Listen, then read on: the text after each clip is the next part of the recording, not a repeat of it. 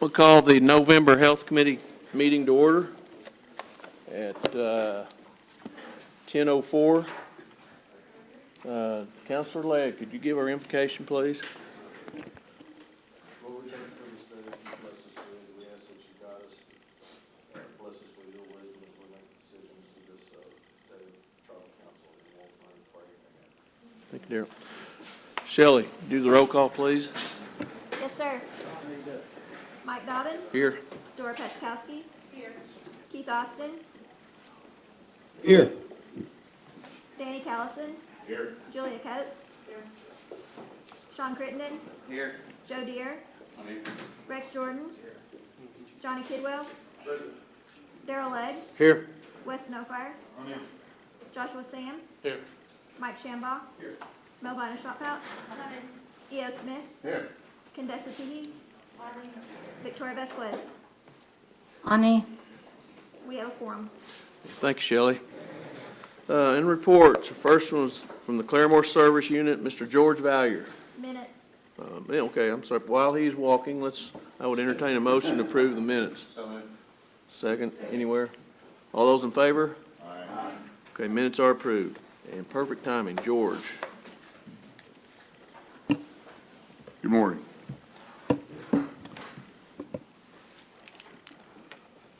You should have our monthly report in front of you there. Our visits are up, ambulatory visits are up, dental visits are up, visits are up throughout the hospital. Collections were up for the year. You can see on the second page there, we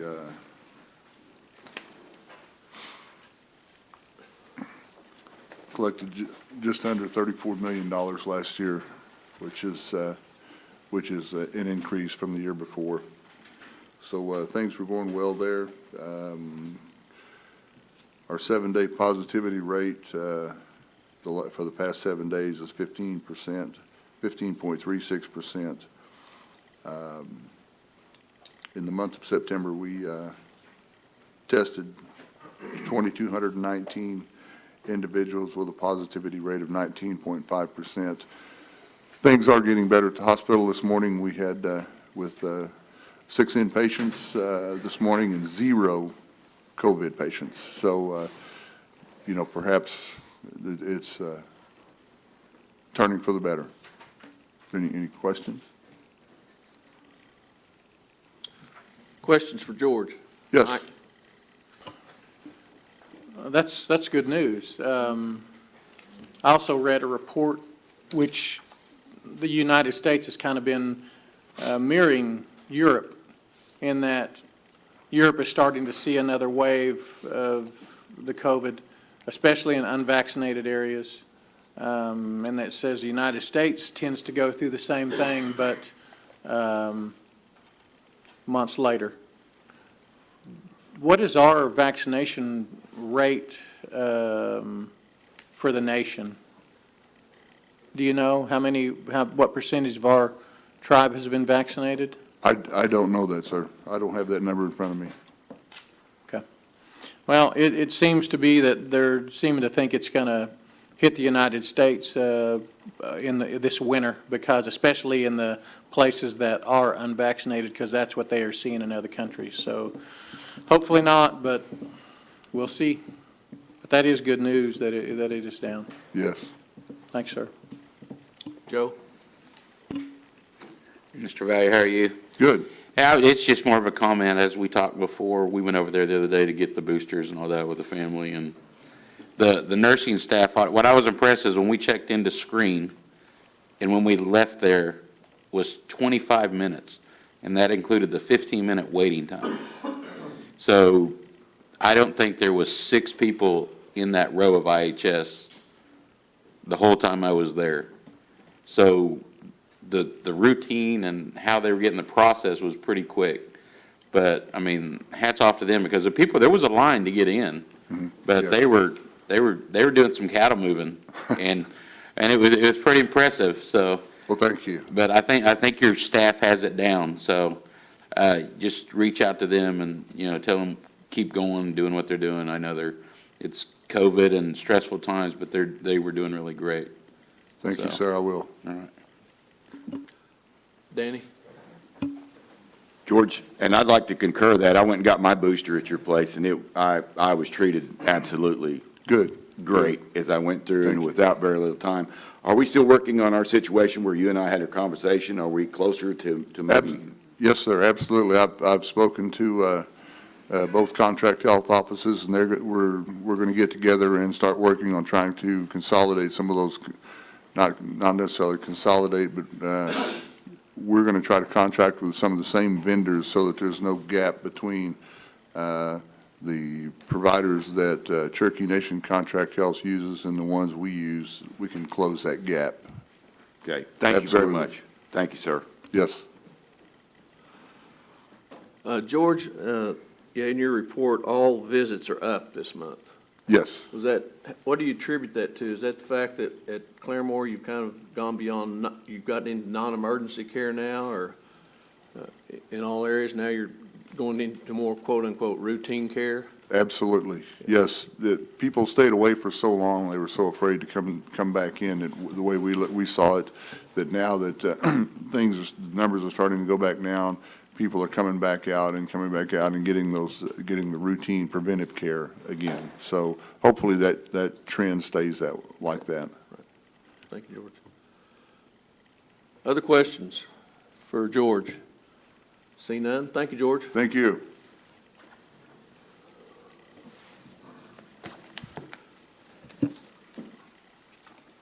Our Cherokee Nation Health Services Director, Dr. Stephen Jones.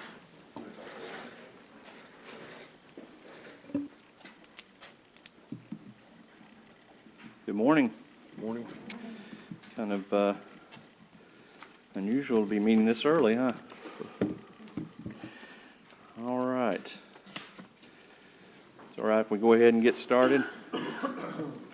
Counselor Dobbins? Is it okay if we go Yeah, ahead go and get ahead. I'm started? sorry. Go ahead, Dr. Jones. All right.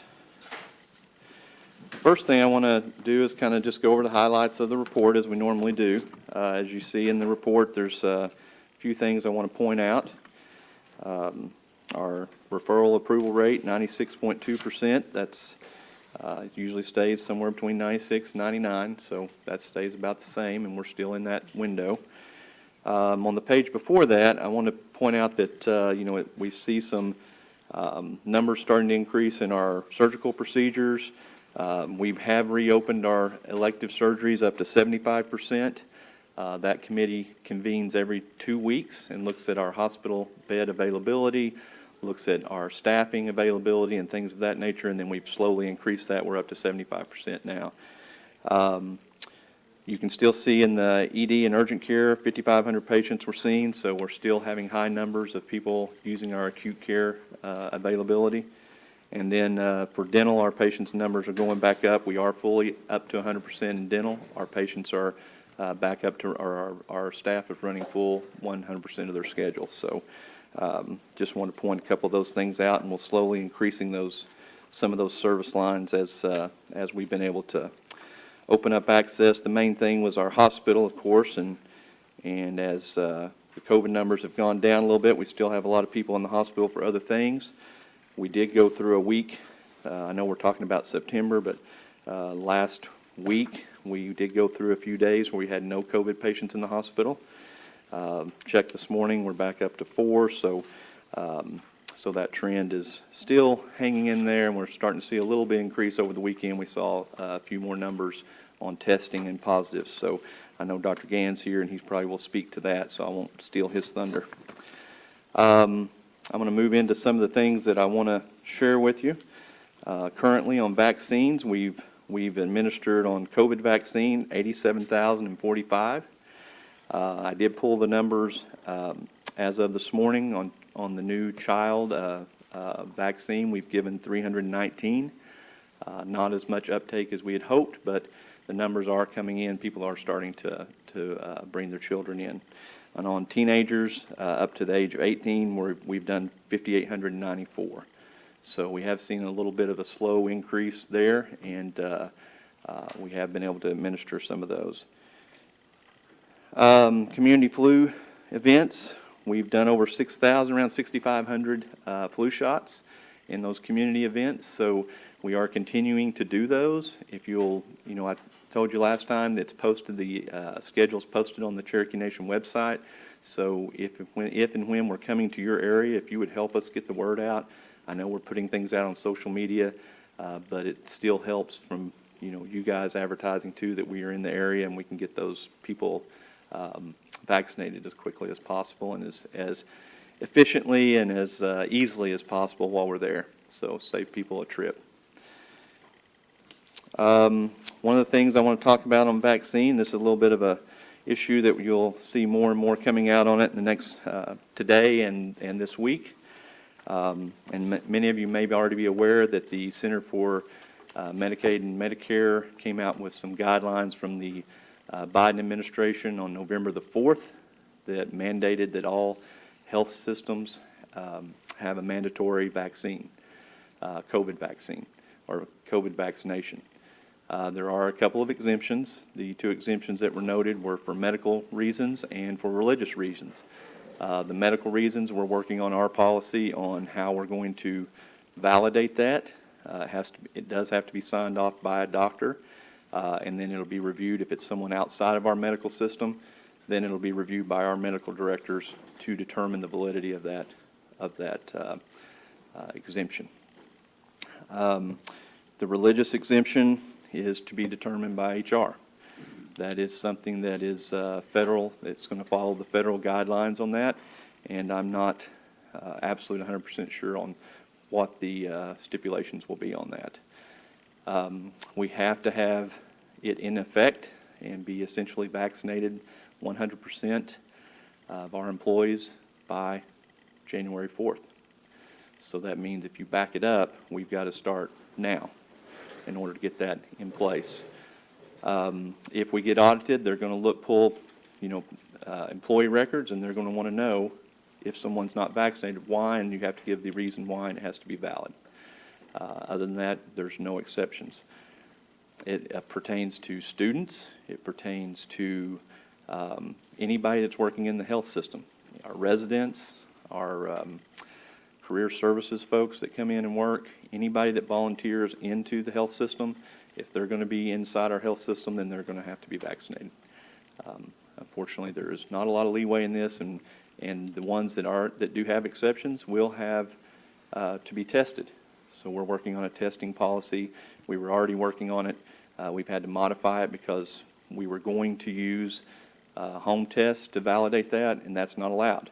It has to be monitored testing. So we have to make access for employee or someone who is exempt to be tested and be monitored and be recorded. So we've had to change our process just a little bit. We hope to have that out in place no later than Wednesday. So employees will be getting all the details today and tomorrow on how that's going to be implemented. So just wanted to give you a heads up on that.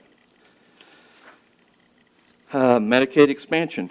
We've signed up 8,032 patients or citizens, which again, we talked about this before. Not only does it allow us to be able to bill if those patients come into our system and get reimbursement that allows us to do other things, but it also gives them other benefits that allow them to have services outside of our health system. So we're working very hard. We have some goals set by the end of the year, and we're working hard to get to those goals by touching as many patients as we can or as many citizens as we can to give them the opportunity to sign up for those benefits. And then the last thing I want to give you is some construction updates. I know, Counselor, you're interested in Stillwell. Stillwell's still dragging out. We had some setbacks due to the supply chain. I think the biggest setback right now is doors and door hardware. They're having some trouble getting those, a ship date on when those are going to arrive.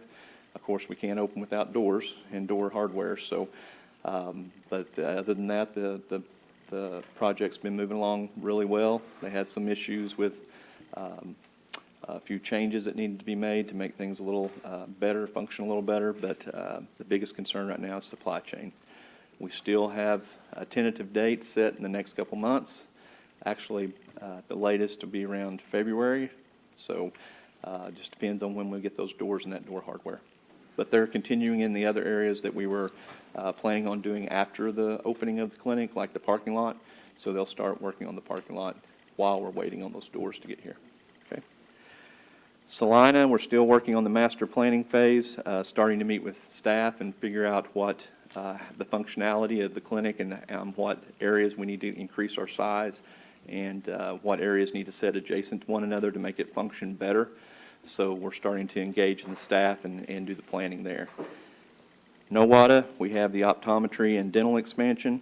The plans are finalized and they're getting ready to go out for bid.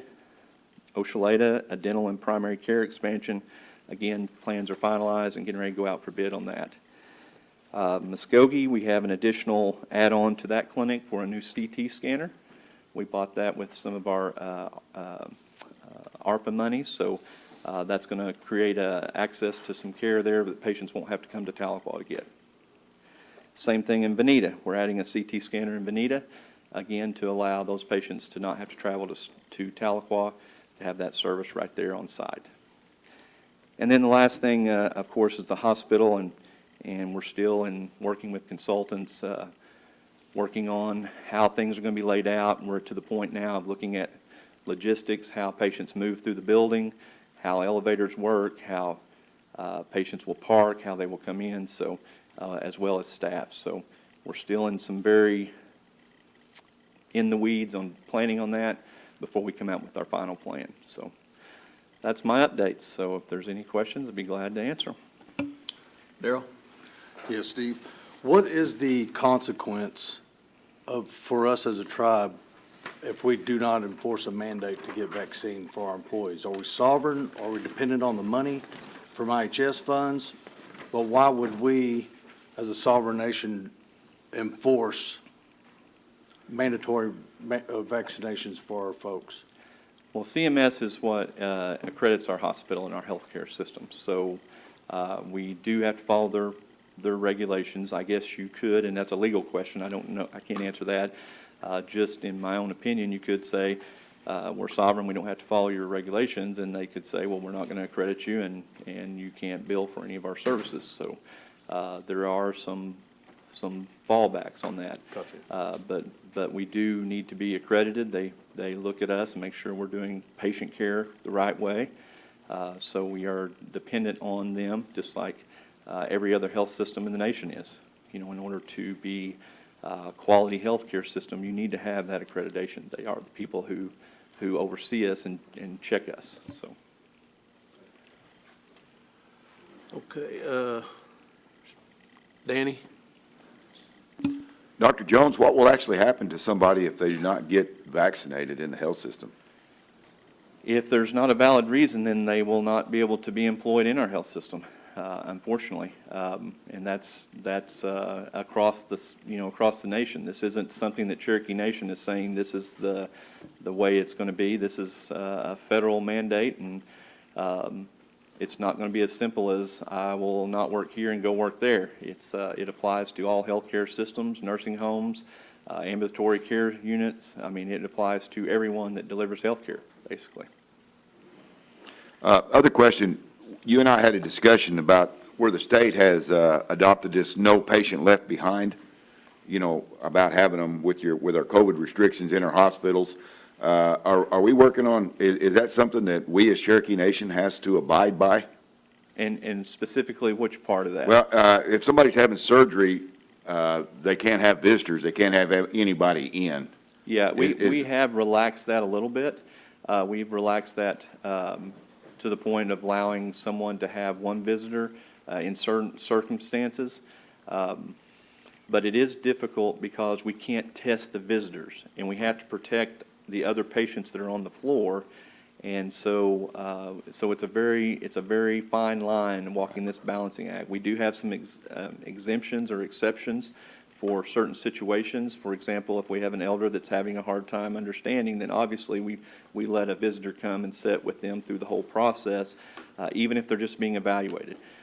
With a pediatric patient, they're allowed, you know, obviously we're not going to take a child back without an adult. So those type of things are exceptions to the rules. But For the most part, it comes from a place of patient safety, of trying to keep our staff and our patients safe.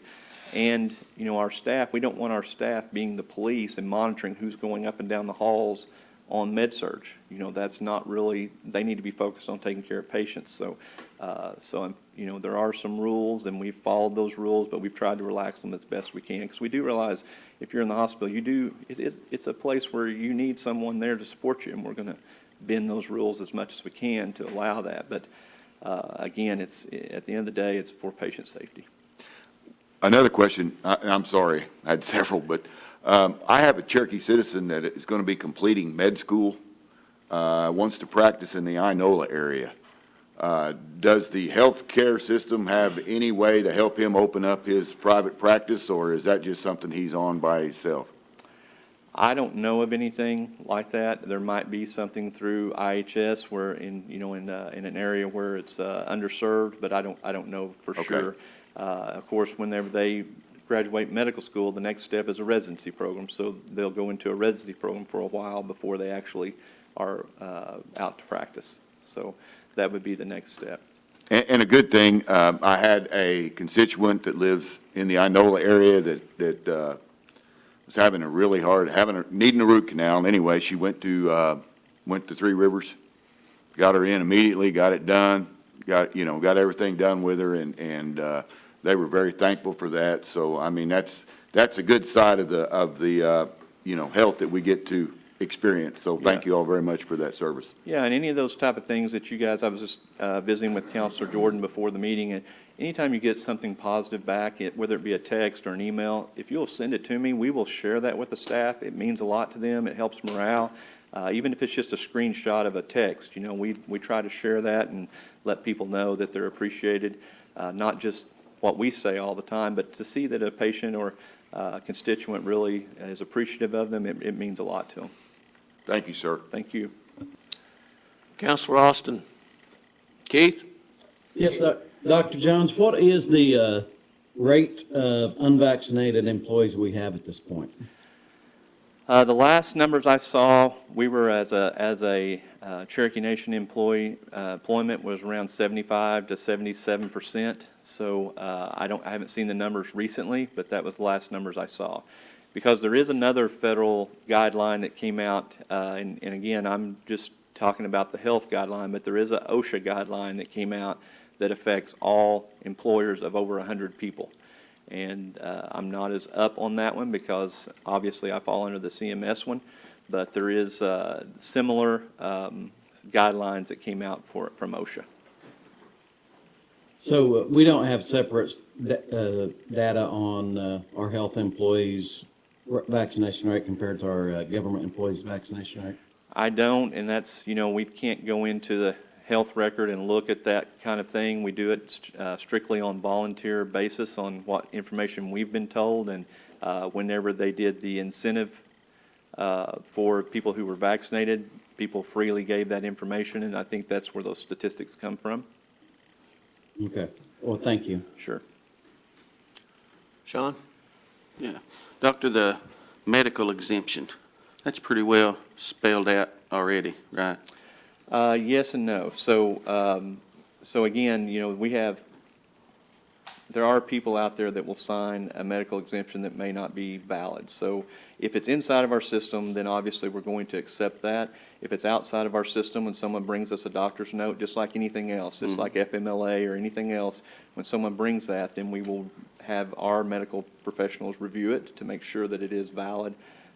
We want to make sure that to cover the integrity of our system to make sure we're not having people game the system. So we want to assume the best, but verify, check and verify.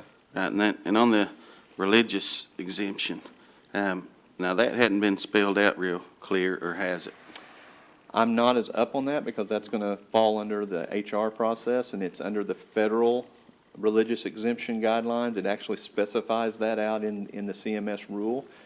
So we're waiting on, and I think we're waiting on HR to give us guidance on that.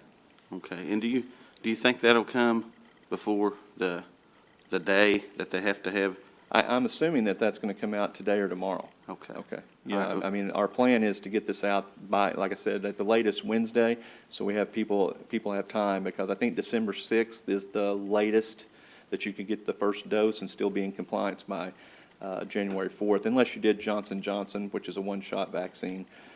So if you're going to do a two-shot cycle, we've got a back plan from the first week of December. Right, and of course, we all have our opinions on what you should and shouldn't do, everybody does, but Right. I think when a constituent that comes to us, an employee, you know, if we had those guidelines, say, Yeah. hey, you should, you shouldn't, you know, but here's the only exemptions.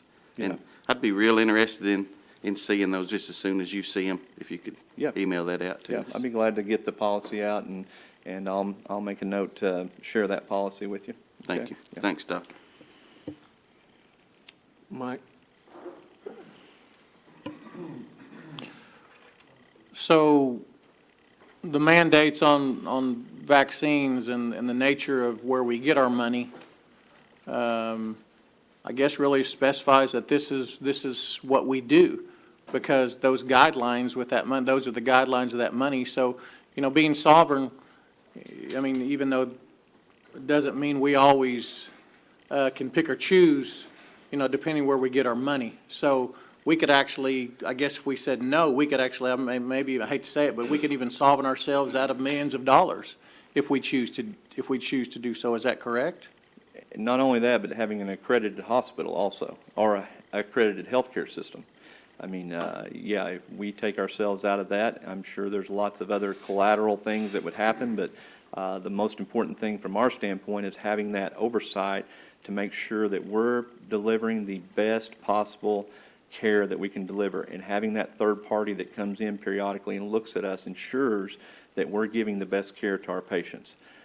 So in our mind, that's not restrictive, that's actually beneficial, because we don't see everything. It always is nice to have another agency come in and look at us and say, you're doing a great job, or here's some areas you need to improve, and we appreciate that and we welcome it.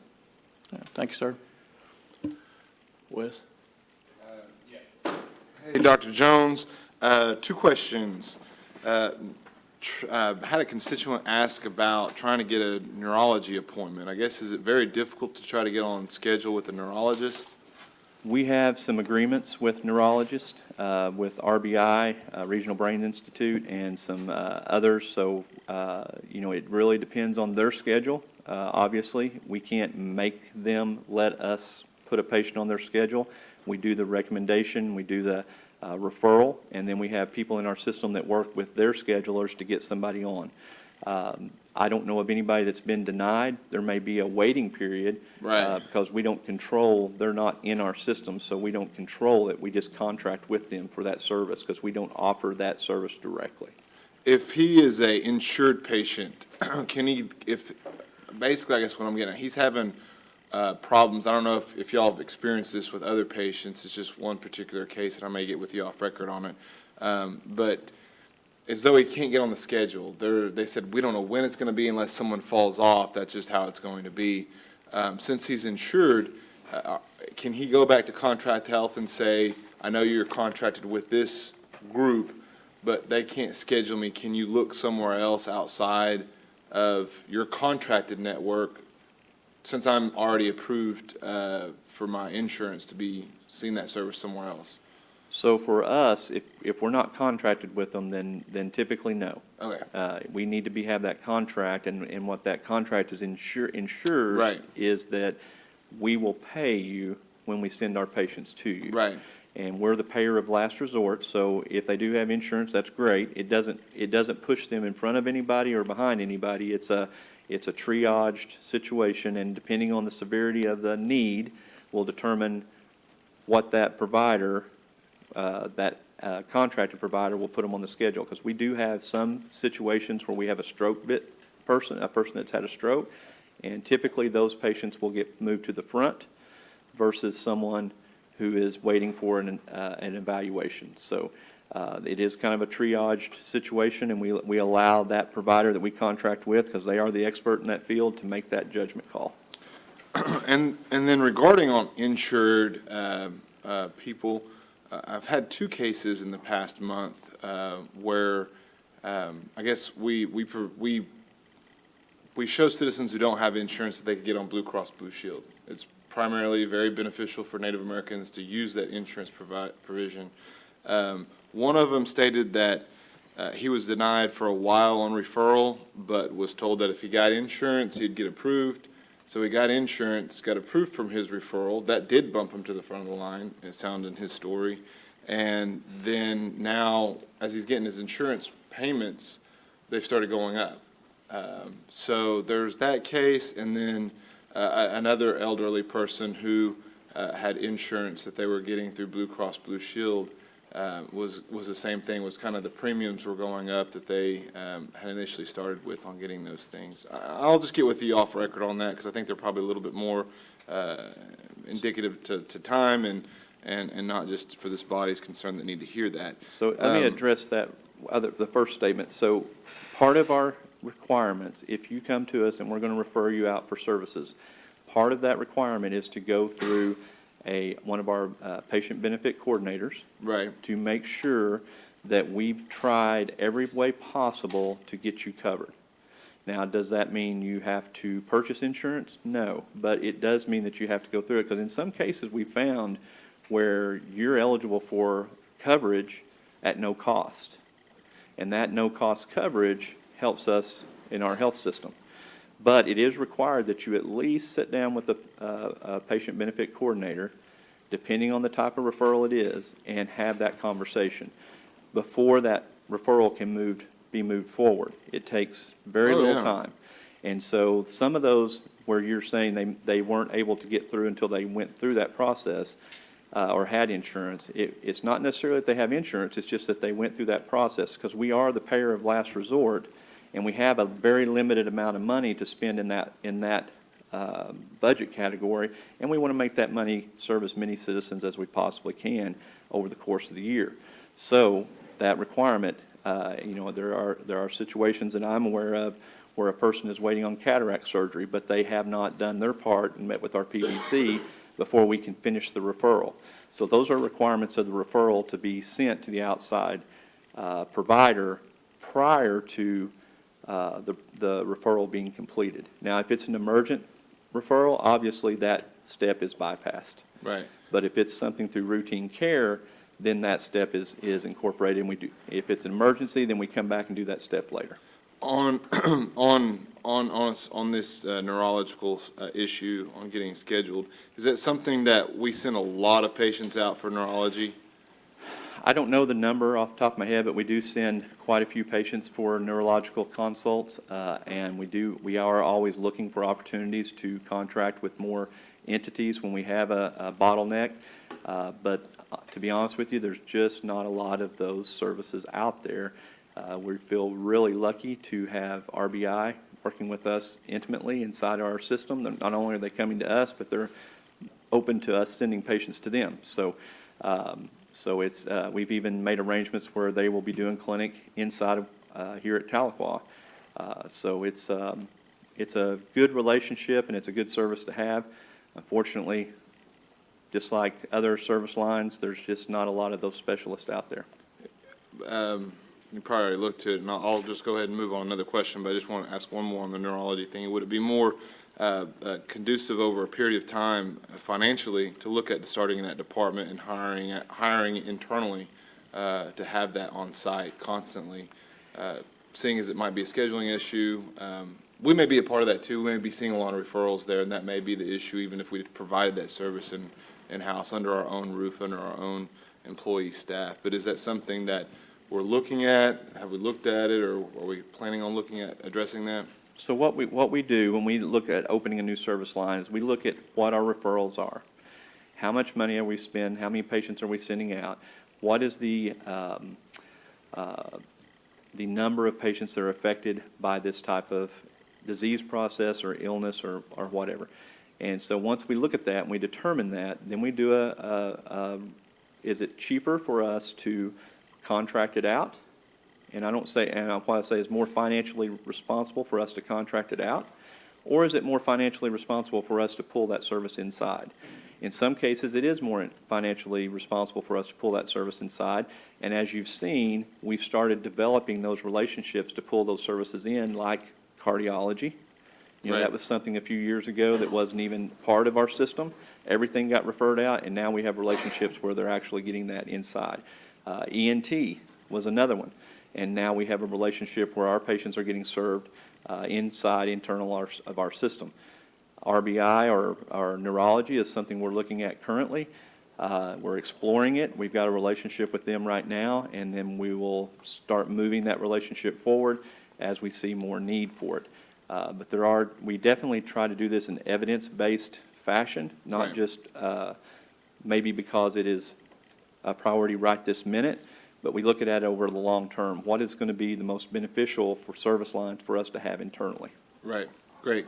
All right, I don't want to back you guys up, but if it's in a very easy document, I may GR request that so I could look at it just to learn more myself on how all of our breakdowns of referrals. And then the last question was, since you guys are on tap for having to create internal policies regarding the medical exemption on COVID-19 vaccinations, there is a lot of information, good information out there on the studies of antibodies for people who may have either came in contact with COVID-19 and now have developed an antibody, or they already have it naturally.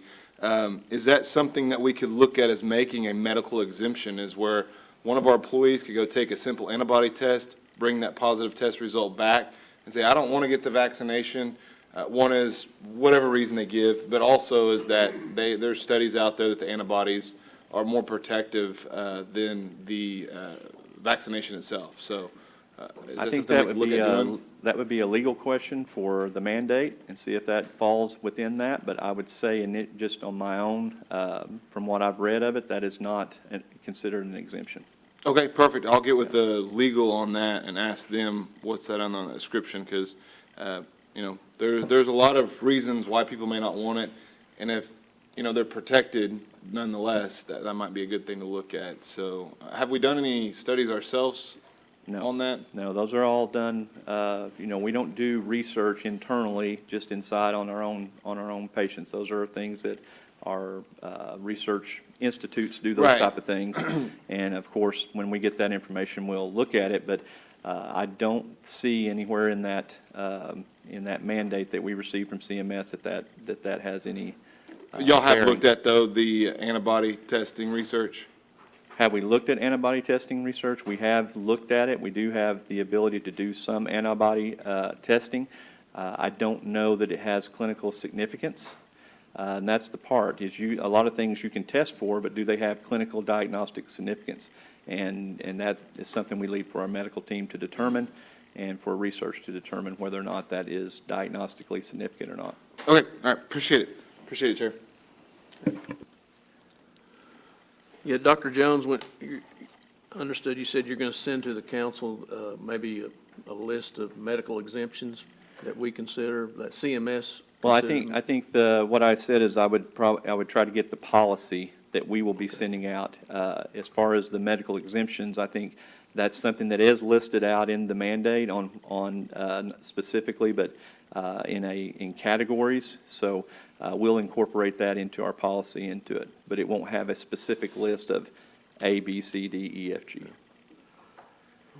Are we still COVID testing all our dental patients? We are COVID testing our dental patients currently with the Binex, or the 15-minute test that we do. Yeah. We have any trouble keeping up with the Binex supply?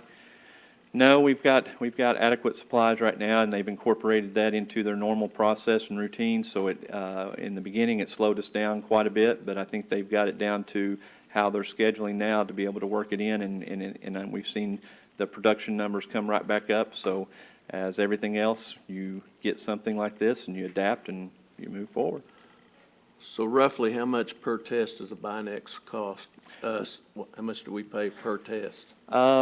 I don't know that number off the top of my head. A lot of these testing supplies, we've gotten grants to purchase those, so it's not costing us directly, and some of them have been given to us through the NSC warehouse. So there hasn't been a cost associated with most of them. Any other questions for Dr. Jones? Joe? Jesus, up there. Yeah, real quick. I think you're familiar with 24-hour care, Bob Baker. We Yes. met, Bob Baker started in the health facility back when Mankiller was here.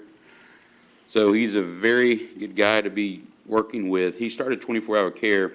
We had a meeting 22 months ago, and what this dealt with, his company deals with remote patient monitoring for elderly Cherokee, non-face-to-face. He does clinical care management, complex CCM, transitional care, remote patient monitoring, annual wellness, structured data, and it goes on. And we always talk about the budget shortfalls. He set up something that he uses. He was going to set up a pilot project with Oshaleta, and we've talked about this over and over. And he's actually has contracts with Cleveland, Mercy Hospital, and other healthcare facilities that are larger than our facilities. The pilot project, he set it up where there's no charge to Cherokee Nation and requires no staff from CNN. And by his system, with his data, it can actually make $340,000 per 1,000 lives, and it's billing through Medicare. So my question is there a reason why we haven't ever gone forward in 22 months? When we evaluated that and we sat down and talked with you and him and that day is, the question came out that this only applied in that manner in which you just recorded with patients that have a payer source.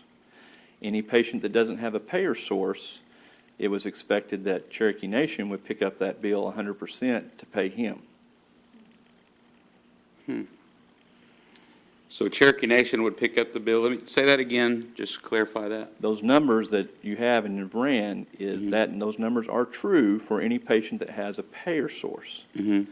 which only about 48% of our patients to 52% have a payer source. Any patient outside of that payer source, Cherokee Nation would pick up 100% of that bill back to Mr. Baker. Yeah, and I think in that meeting, he also clarified that that was not the case on that part of it. He said he would write that in his contract where the eligibility there, that he would not have to require them to pay that part of it. So that's why I was just asking if this meeting has gone forward I have anymore. not seen a contract in that, like that. Okay, so can you check into that? Because I get the calls from him, and I'm just relaying the message, because to me, as a non-health person, but doing business, if there's no charge and they're not costing extra staff, and it shows, because he's working with other tribes, so it's obviously been beneficial to those people, and I don't know what their dynamics compared to Cherokee Nation is there has to be something there with those. I don't know what it is, but I'm just bringing it up so you can look into that again and maybe The difference reach out to him. is his solution was we only offer it to patients that had third-party payers. Okay, Our position is we don't offer a service to a patient based on their payer source. So if a patient has a payer source, they shouldn't get different services than a patient who doesn't have a payer source. Okay. It should be universal for all of our patients. We should treat all of our patients the same. They should all have the same availability or access to care. And that was our position, and that's why that contract never moved forward. okay. That's what I was just bringing it up, so now we know. Okay. Okay, one more line of question from Counselor Kidwell. Dr. Jones, thanks for being here today. I want to follow up with what Counselor Deere brought up. Mr. Baker is obviously he's an at-large citizen. I talk to him quite often. I've looked at a lot of the information that he has provided. He's a little frustrated at that process. And even talking to our prior Chief of Staff, Todd Enlow, Todd Enlow even said that pilot program was going forward, and that we were actually going to try to put that together over in Oshaleta, I believe is where it was going to start. My question would be, I understand your point about universal care and not giving to some what we give to others. But at some point in time, if we're leaving money on the table, it would be beneficial, I believe, to be able to segregate those people as they come in and need care. We already have their payer information on file. We know who we can send to the pilot program and who we cannot. It would just make sense to me that if the numbers are there, and me being a non-medical person, Todd Enlow agreed. He was under the impression that the administration agreed. It seemed like everybody was kind of on board with this pilot program. It's a little frustrating that I have to talk to Bob Baker and explain to him why it's not going forward. So I understand your points. I'm not saying that they're not valid. What I am saying is that from an outsider looking in and just looking into this and understanding it and reading up on it recently, it sure seems like a pretty darn good deal. And it would help us recoup a little bit of money that we had lost otherwise. Well, I can assure you that when it was brought to us, our team evaluated that from top to bottom, unless something's changed from 22 months ago. And like I said, if he's willing to take and allow our patients that don't have a payer source to have the same service and him not charge for those services, then of course, we'll look at that again. But that was the hang-up on it at that point. And our position is we should not allow access to care in some areas and not all areas. It's hard to, who's going to make that judgment? Who's going to make that ethical judgment that you are allowed to have this and you are not, whenever we have set out from the beginning that we allow that level of care to all of our citizens. Now, there are specific Cherokee-only programs that are paid for and funded from some of the different tribal money, but all of our federal money and all of our scope of services are set out for all citizens and all tribal affiliations that are eligible beneficiaries. But that's the only thing where we make a difference or an exception is there are some tribal-only programs that are paid for by tribal dollars. Other than that, it's the scope of care applies to everyone. For the most part, I totally agree with what you're saying. I will follow up with all that and say this. On a daily basis, we set up programs that are haves and have-nots. We do it every day, right? We set up a higher ed program where only students in the contiguous counties can get a certain amount of money for scholarships, right? We set up programs every day that some people are able to participate in and others cannot. And when we want to do that, we do. And then when we don't want to do that, we don't. And if we want to apply all that universally, I think that this program, given that there's a lot of people at-large citizens in Tulsa and the surrounding areas who do have a payer source, would be happy to go and help utilize that program during the pilot process. And let's designate it beforehand, and I think it'd be a great deal, right? For the numbers I'm seeing, I just hope that we all kind of take another look at it. But I'll just leave it at that. Thank you, sir. Very good. Thank you, Dr. Jones. Okay. All right. Are you ready for Lisa? Yes, Public Health, Okay. Ms. Lisa Pivek and Dr. Gann.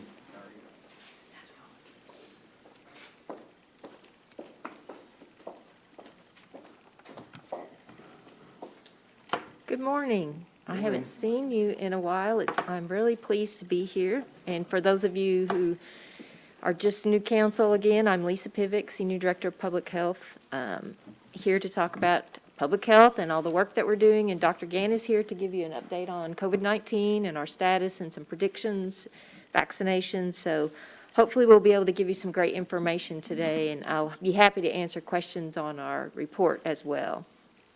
Our team is working hard on public health accreditation. As you know, over the last couple of years, we have been sidelined from doing our public health accreditation work. And in that, I'd like to say and tell you that on the COVID response, the reason we've been derailed on that a little bit, in the last just fiscal year, we did 21,046 case investigations. We did 194,000 follow-up calls and 48,000 hotline calls. So that's kept our staff really busy for the last year and a half, and that's not including all of the work that the COVID team for EPI has been doing and making sure we had daily reports. So in working on public health accreditation, that accreditation is every 5 years, and we come up in December. We're almost ready to push the button at the end of December and then we have 8 weeks to upload all of our documents. And to this point, we are almost finished with all of our written documentation, and we are done with our strategic plan. We're meeting today on the final pieces of our health assessment, tribal health assessment, which will then lead into the tribal health improvement plan. Our performance management and our workforce development plans are underway, so we should have those done and ready to go. And hopefully can get that uploaded pretty quickly. We're hoping to have it uploaded within 2 to 3 weeks after we push the button. One of the other things I'd like to highlight on your report is that we're working on a cross-collaborative with Cherokee Nation Education and other departments across Cherokee Nation. Community wellness, you've been hearing that theme, and it's really important to all of us, but it depends on what we do as a society to ensure conditions in which everyone can be healthy. There's mounting evidence that to improve health outcomes, we must have a cross-collaborative approach to address the upstream factors that contribute to poor health outcomes. This includes the way we work together across all the divisions. So up to now, we have gotten a team together. We have worked on a model, and we're putting together a concrete model. It may take a little bit, as it requires a collaboration across education, human services, environmental health, environmental services. We have persons that are longtime employees, such as Lisa Trice-Turtle, Wayne Isaacs, Howard Payton, Julie Deerenwater Anderson, just to name a few. And we're taking these abstract concepts about upstream health and determinants of health and putting them into a concrete and actionable and measurable plan. We are starting at the development of this approach, and I hope to have more to pass on to you in the next few months.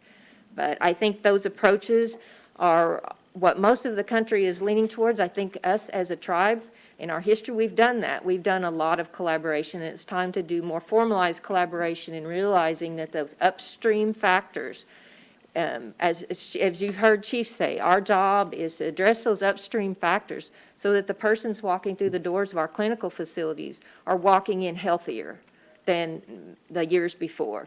And so our job is to help the clinical staff so they have time to treat and the resources to treat persons at an earlier stage of disease. And we're still working with the Centers for Disease Control. You'll notice in your report that Deputy Chief Warner and myself had the opportunity of addressing the Director of the Centers for Disease Control, Rochelle Walensky, and giving her a few comments and recommendations about how CDC can work better with tribes.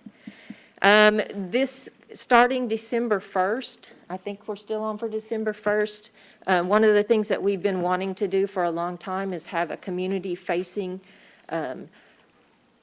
data portion that community members can look at. We have a system called Conduit, and we're working very hard to get out that aggregate information so that communities can look and plan and see what wellness numbers and what it looks like in their area. We're going to continue to work on that as we go through the next few years, but I'm excited to see what that might provide for our citizens. We also have a new project that we're working on, and I'm working on this one closely with Howard Payton and Charlie Stillwell, and this is looking at hiring people from the community to do community health work. So we have public health educators that work in our communities that do a wonderful job, and this is an opportunity to supplement that with other workers that actually live in the communities that we're working in, with an emphasis on first language speakers in this process. So you'll be seeing lots more coming out on that in the years to come. That's from a grant from CDC. That is 3 years and probably renewable after that, so we're excited about that opportunity. And I'd like to point out that for the fiscal year of 21, we had $3.5 million from WIC going into our local communities. And I think that's a great number, and sometimes we forget about that, and I'm trying to remember to actually talk about that each time. So Are there any questions on the report before I turn it over to Dr. Gann? Any questions on anything? What was that 3.5 million, Lisa? That- That was the WIC program, Uh-huh. the dollars that go into our local grocery stores from the WIC program. Okay, thank you. Danny? Yes, ma'am. I was wondering, on the TV, we're always talking about the HIV education, and we've got the TV commercial going on about how we're the largest, this is one of the largest things and that overtakes our communities. Are we doing anything for public education during the schools, and how are we handling this other than the TV commercial? Every school, I may be mistaken, but most schools have a mandate to teach HIV education, and they do it within their schools, but they have to have a parent meeting first and present the materials to the parent. Otherwise, we used to have our HIV and HPV educator retired, and so we haven't replaced that person yet, but we're also able to provide instruction and hook them up with someone in the community. It's what we've been doing up to now. We've only had requests from about 3 schools so far, and we've been able to link them up with another source of education until we can get that put back into place. Thank you. Wes? Hey, Ms. Pivick, I know we have a nutrition program and stuff that you guys are a part of. Have y'all looked at, or are you working with agriculture at all, involving some nutrition programs, getting kids involved in growing their own little garden? I know we started a little small one this year, just, the pandemic, you're thinking, okay, food resources limited, but also just something to bring the family to do since we're at home a lot. Yes, we've had resources in the past. We're looking for additional resources, community gardens at schools Yeah. and in communities themselves are really becoming something that we're being asked for. We're looking at how we might carve those out. Some of the money that we put towards the diabetes for school programs in diabetes are able to go towards that type of activity. But it is certainly an activity in which, when I'm talking about a cross-collaborative, there are many different divisions and programs at Cherokee Nation that we need to come together and look at food sovereignty Yeah. and look at the ideas around putting those at each school and being able to help maintain those in the community. I agree with you 100%. I guess you see our garden there in the back. Yeah. Hopefully, we can get more of that started as we work through this coming years and hopefully getting through COVID and being able to focus more on our work. Yeah, you definitely are what you eat. It used to be a big thing for me when I was training, when I was an athlete. And now, I make mistakes a little more than I used to, but, you notice that since the pandemic, the fast foods, they're just busy all the time. And not anything against those businesses, but they aren't that healthy, and trying to maybe see an opportunity with kids wanting to get involved in growing it. And especially our elders, I know Cookson Hills Mission, they looked at trying to develop some greenhouses, a program to where we could go to our elders who wanted one. I know we used to help till a garden for them, but maybe look at how else could we help them in that community environment. I like that with the schools, and maybe even helping out our community buildings. Start one right there where participants who live in the area, if they want to come by and check it out, have a picking season. If you're part of the member, you can come pick a certain number of cucumbers or tomatoes or whatever we're growing there. So, but I really appreciate it. I just was inquiring on that. Yeah, Thank you. that's a perfect example of programs across the board. Pat Gwynn has been Yeah. instrumental in a lot of those programs, Howard Payton. And this is a good example of pulling together all the different, we have human services that has food services within it. We have food services that basically some of those functions falling within different divisions. And as I've mentioned before, every division has an element in the mission of public health to make our communities well. So I'm hoping to see that come forward over the next couple of years. Good question. On the WIC programs, this is what the food's sold and purchased at grocery stores, right? Correct. Just wishful thinking, you almost kind of would want that agricultural aspect of it. If there's any local, maybe if there's a certification process to be a local farm to grow those things, where you could take and go buy fresh produce with the WIC money that's there. So that way you're getting fresh produce. Public health is reaching out, telling you this is where you could buy it at. This is what you could do with the produce and available, food that you're able to buy from these local vendors instead of having to go to a grocery store. So, I think WIC already has it set up where you actually can do that. oh, really? I think that one of the things that we really need to promote to make that more profitable and great for our communities is to support more Cherokee farmers, that volume. And there's a lot of schools that want to do the same thing, but they can't find the volume of fruits and vegetables that they need for their school. So Yeah. those are initiatives that we talk about when we talk about collaborative public health is how do we get more farmers growing crops and then being able to purchase those. Okay, good. All right, appreciate it. All right, thank you, Chair. Oh, one more. Julia? Thank you. Okay, so my ears perked up at food sovereignty. That's a subject I've been interested in for quite a while. And I know, although I don't know much about it, that NSU has some recent initiatives, I think, around it. University of Arkansas and their law school has had for a while Yes. now.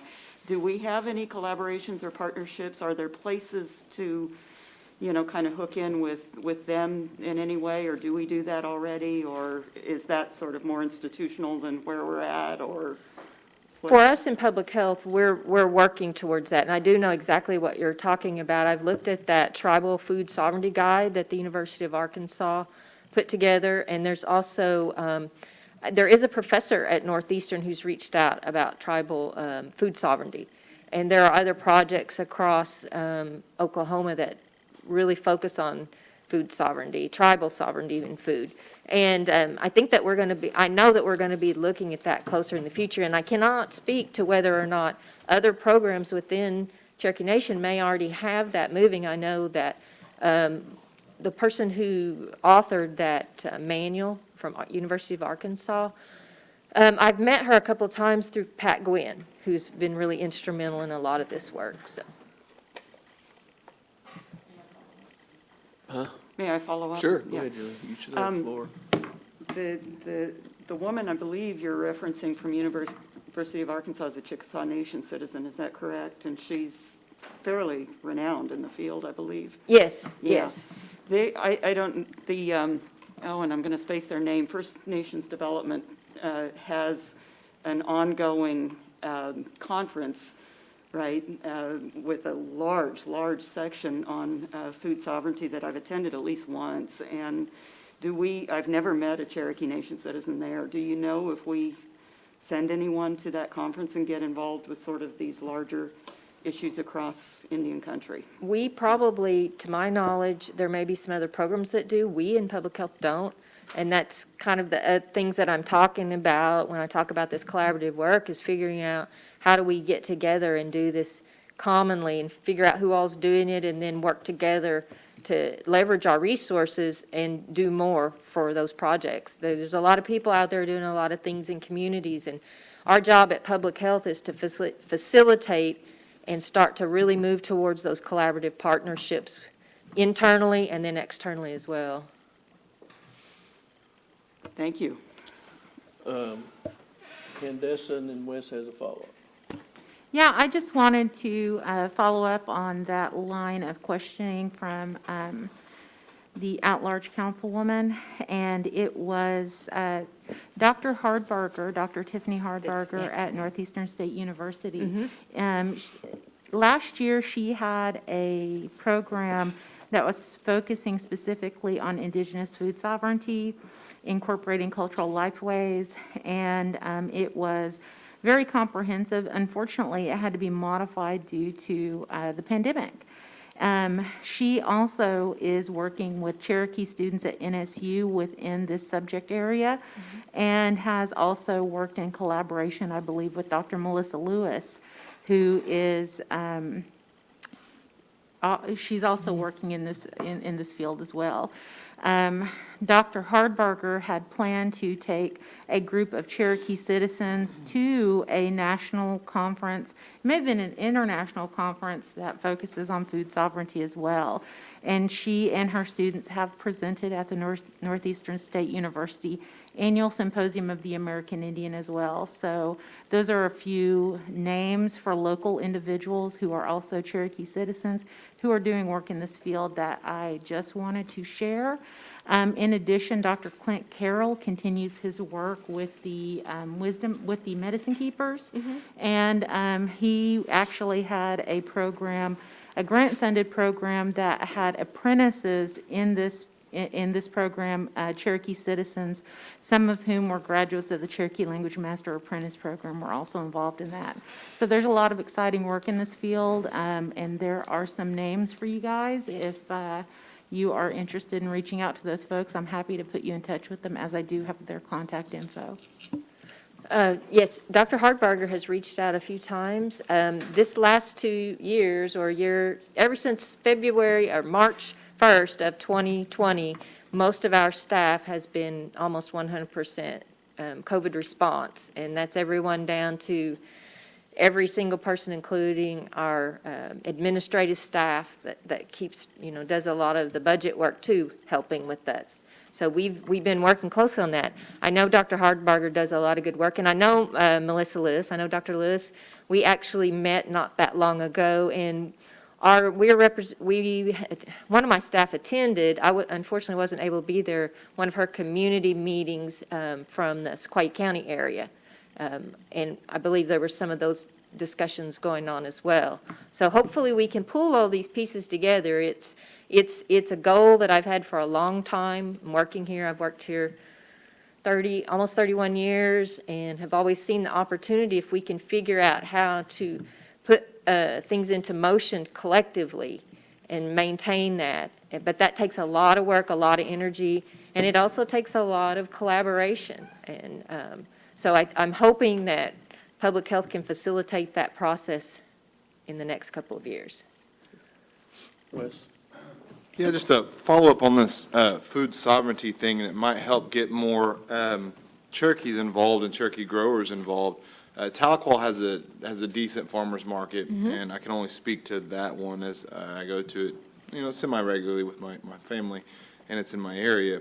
But the state has a WIC farmer's market legislation. I just noticed that Chickasaw has one too. Yes, Chickasaw. So it may be something to get more of our citizens engaged, is getting with like Councilor Coates. I know she's very interested in it, and anybody else who would like to join to try to create legislation to where we have that, a Cherokee Nation farmers market, a WIC farmers market program, to where we actually have it developed. I know we even have, we have Tahlequah, what they're utilizing. I wouldn't want to take anything from them. But over here at the Y, it was sort of used as a, hodgepodge, sell shop on the side. They took that away. They don't know what to do with it. And that might be a great location just right here next to where we're located at. We own that to erect a farmer's market there along with the legislation. Gets growers, farmers, a lot of Cherokees are already there at the Tahlequah Farmers Market. They have a place here.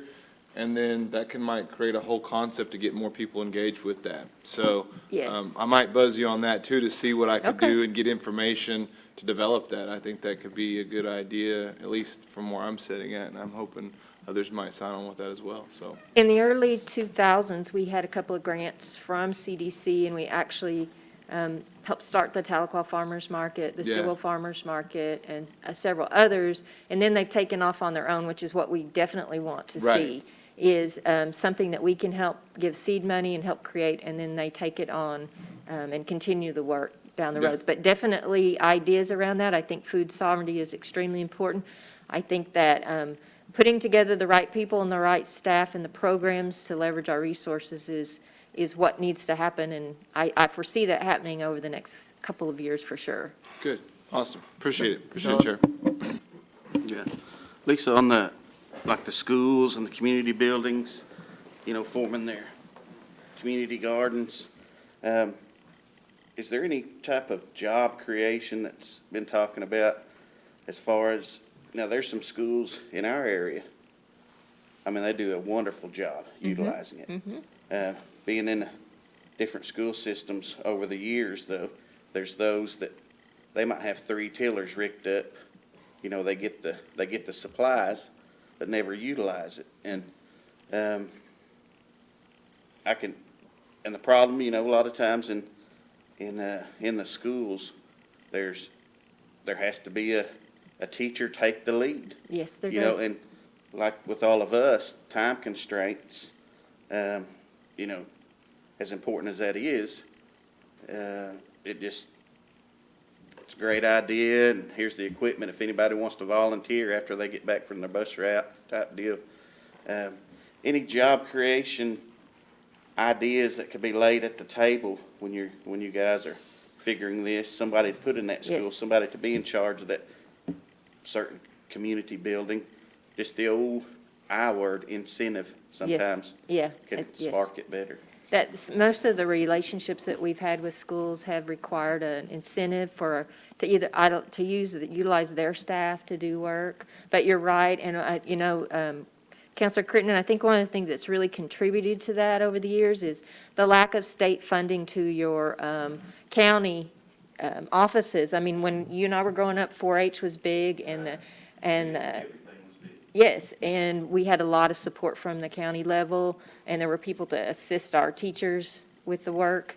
And I think that we've seen that reduced down to not near as many as we need to. And you're right, I think a lot of these projects and thoughts come down to figuring out how we can use our staff collectively to work on things. I think possibly some of those community health worker jobs can be working and helping facilitate that process too. Okay. Dr. Gann? Thank you. Good morning, everyone. Morning. I'll be brief and then answer your questions. COVID-19 is still being spread in our communities. Most of Cherokee Nation is at the orange level in our counties. Delaware has been in the red for the last week. The state only reports county numbers once a week on Wednesdays, so that map is only updated weekly. Cherokee Nation Health Services, for the last month, we've averaged 20 new cases a day, which is higher than where we plateaued in the summer, where we were at 4 or 5 cases per day. We're testing on average 300 people per day. The EPI team gets together weekly, and we try to predict the future. What's the winter going to look like? And we have a lot of examples. What's been happening in England that has a 70% vaccination rate and has relaxed all their COVID prevention protocols, and they're not doing very well. Navajo Nation, with a 70% vaccination rate, is having an outbreak, and so it's very likely we'll have another outbreak this winter, and the EPI team will be there monitoring it, and we'll let you know when it starts to show up.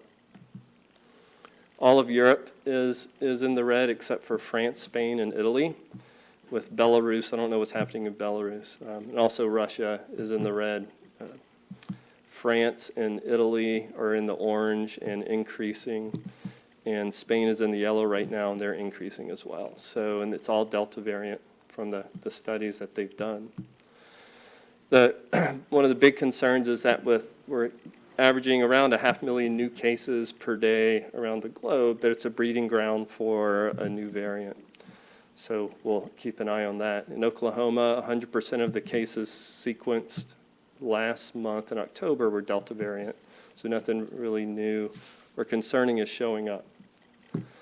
So, when the epidemiologic experts think based on the infectivity, the contagiousness of a Delta variant, we need between 85 and 95% of the population vaccinated to prevent an outbreak. But vaccination isn't the only prevention measure we have. We talked about layered, sustained mitigation efforts, masking, distancing, et cetera. You know all of those. The other good news is that the number of deaths is remaining low globally and nationally, as well as in Oklahoma. We've got some very well-studied and effective treatments for people who test positive, but also we've got some prophylactic treatments for people who have been exposed. Those are expensive and hard to administer. And then you've heard about the new oral drug that's coming out that might work for us well, too. So there is some hope there. What the epidemiologic experts are predicting is that a new variant will come out that will be even more contagious than the Delta variant, but won't make people very sick. So more people will get the natural immunity as well as the vaccine, but that hasn't happened yet. That's what happened with the Spanish flu back in 1919, that on the third round around the globe, the final variant was very contagious, but did make people very sick. So we're at the ready, and we know how to do this, right? We're experienced now, so we'll take care of business. That's my report. Julia? Hi, Dr. Gann, again. So what's going on in Cherokee Nation as far as the kids from 5 to 12? Are we beginning to vaccinate that age group at this time, or? They are. We do have vaccines available for them. I don't have the numbers. Our public health department isn't tracking our internal numbers closely. The pharmacy department's doing that. So the data reported by CDC at the county level for vaccinations haven't been broken out yet to that 5 to 12. It's 12 and older is what we look at. And around Cherokee Nation, our vaccination rates in our counties for the total population is anywhere between 30 and 50%. So not high enough. CDC is also reporting boosters at the state level, and so they report the percentage of people who are fully vaccinated who have received a booster. And for Oklahoma, it was at 14%. But I don't know what percentage of those people fully vaccinated need a booster or are eligible for a booster. But the number goes up every week, so we're getting there. Any other questions for Dr. Gann? Thank you, Dr. Gann. Appreciate it. Thank you, Lisa. Okay. Old business, none pending. New business. Dora, could you take that resolution?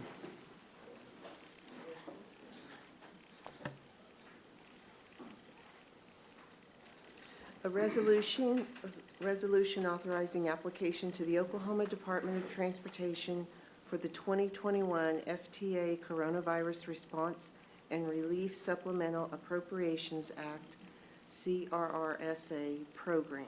And I put that in the form of a motion. Any discussion? All those in favor, say aye. Aye. Any opposed? Aye. There was one in opposition. No? Just a lag? Okay. Motion passes anyway, correct? Okay. Announcements. Junior? I woke up this morning at 5:30 dancing and singing, feeling really great as a 71-year-old man could feel. Last year, when the council was doing their thing on council meeting day, my oldest son was preparing my younger kids to tell them that their daddy wasn't coming home because of COVID. I had the roughest 11 days of my life, and I'm just so happy that we're all vaccinated and everything, but it was the roughest day, and it was something special. But I'm just so happy to be here. I'm glad to work today, and I may be singing tonight. I'm just happy. But I wanted to tell everybody on the council how great y'all were to me last year, and it's really been special. And I'm going to get my pie today. Okay. Thank y'all. I thought you gave that to me. No, okay. Thank you, Counselor. I might mention, I've had a couple of counselors and I've had constituents that have contacted me, and they have a family member that's, they feel is wanting to harm themselves.